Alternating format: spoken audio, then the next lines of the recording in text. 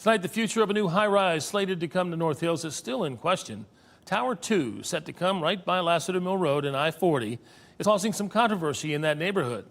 Elizabeth Holmes was at a meeting about it tonight. She joins us live. Elizabeth, a design committee for Raleigh ended up not voting to approve this building as proposed.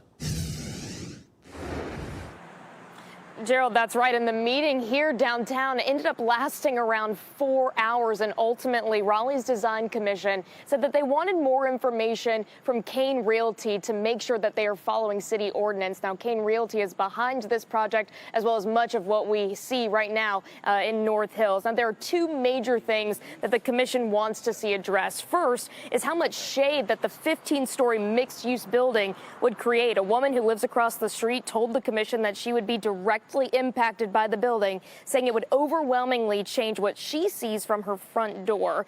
And then second is how transparent the building would be from the street level. City ordinance says that buildings need to have a certain percentage of glass or windows to reach a transparency requirement, and it's mainly the overall aesthetic of the area. So residents say that the building would not do that, and that way the building is positioned.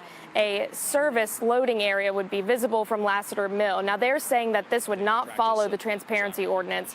Kane's representatives argued that the design was what is best suited for the retail and residential areas, saying that the design does follow city code. But neighbors said they just wanted to get a vote out of the way.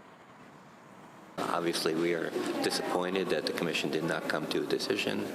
The bottom line is that it doesn't meet the requirements of the UDO. A loading dock on Lassiter Mill, a public street, is certainly not to the benefit of the community. And we wish that the commission would have just denied the request for relief from the UDO requirements. Now, we did talk to some representatives with Kane tonight at the meeting. They said they were not authorized to speak to the media after this. Elizabeth Holmes, WRAL News, live in Raleigh.